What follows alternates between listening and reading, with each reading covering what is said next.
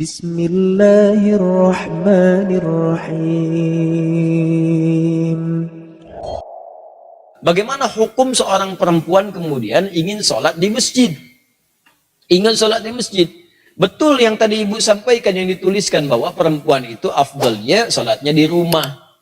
Tapi harus dilihat kapan hadis itu muncul. Karena ada hadis juga yang menyarankan, bahkan memotivasi perempuan sholat ke masjid. Yang tadi disampaikan itu ada riwayat-riwayatnya teman-teman sekalian. Di hadis Ahmad ada, di Abu Daud ada. Itu dari Ummu Salamah radhiyallahu ta'ala anha. Ya, afdalu masajidin nisa qa'ru buyutihinna. Ya, keutamaan atau khairu masajidin nisa. Masjidnya perempuan itu yang terbaik itu qa'ru buyutihinna, di tengah-tengah rumahnya, di dalam ruangan rumahnya. Bahkan di hadis lain, di kamar itu lebih bagus. Ya, kemudian daripada di ruang tengah. Ruang tengah lebih bagus daripada di depan rumah. Artinya semakin ke dalam, semakin ke dalam, semakin di rumah, itulah masjid terbaik bagi perempuan. Kapan hadis itu muncul? Ketika perempuan itu belum aman untuk ke masjid. Awal-awal dibangun masjid di Madinah, baik itu masjid Nabi yang kedua dibangun setelah Quba, kemudian orang-orang pada ke masjid, maka terjadilah 3 sifat yang jika ada 3 sifat ini perempuan dianjurkan di rumah. Dan nilainya sama dengan laki-laki ke masjid. Apa 3 sifat ini? Pertama, ada kewajiban yang berlaku bagi perempuan di dalam rumahnya. Sehingga prioritasnya di rumah, bukan ke masjid.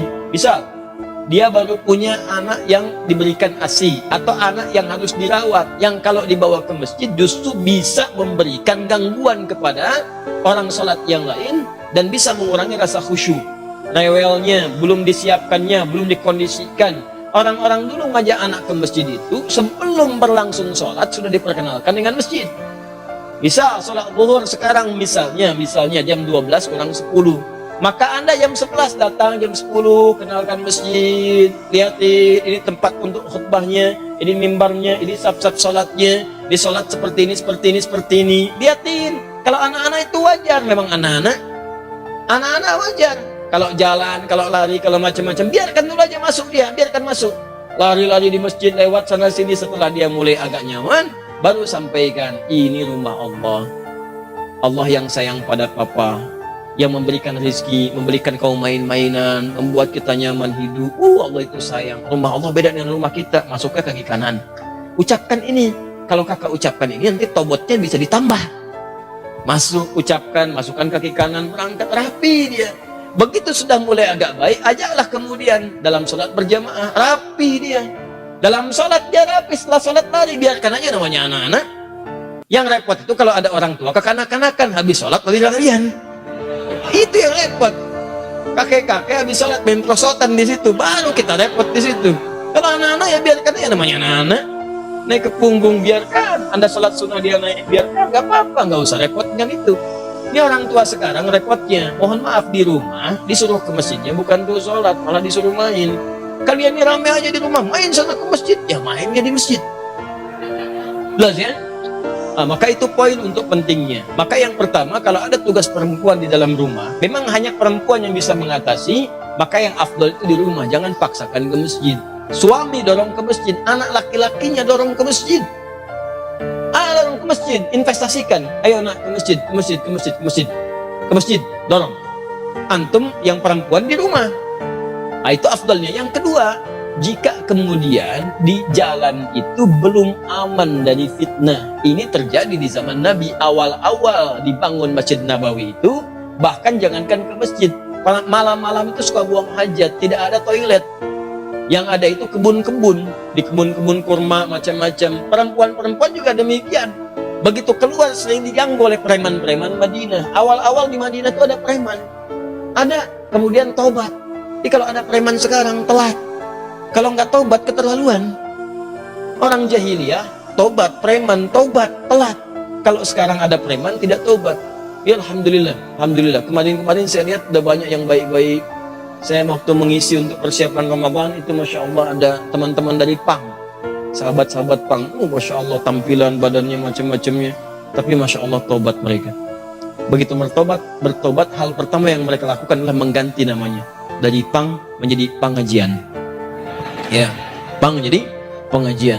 Tobat. Nah itu diganggu perempuan-perempuan itu, sering diusilin.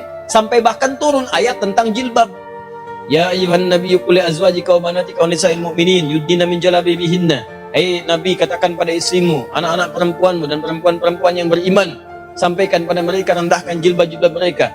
Ya, asa an yu'rafna fala yu'dzain, sehingga mereka bisa dikenali dan tidak diganggu lagi. Turun ayat ini, turun tentang ayat merendahkan jilbab. Setelah itu masyarakat menyebar.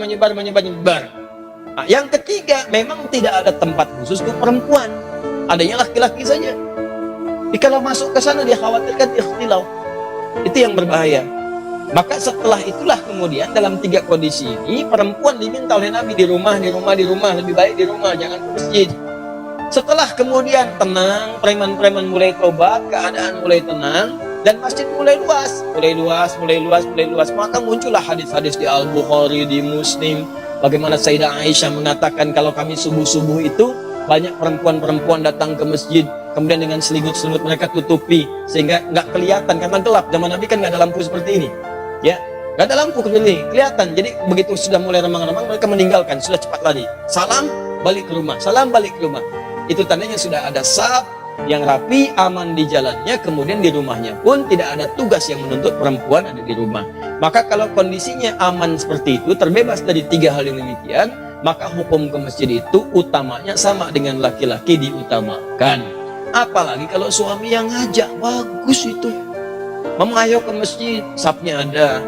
Seperti di sini di Alexandra, perempuan ada, laki-laki ada. Masjid jalan, subuh berangkat sama-sama. Kalau bisa sekeluarga, supaya keluarga itu bisa kenal dengan masjid, anak-anaknya dibawa berangkat semua. Oh bu, enak tuh pulang-pulang, Masya Allah, selesai jalan lagi, jalan sehat semuanya, ya, jalannya bagus, keluarganya juga kumpul, sama-sama menuju akhirat yang baik. Demikianlah apa yang dimaksudkan tadi, hadisnya ada, keterangannya jelas. Jadi tempatkanlah hadis sesuai dengan makna dan konteksnya.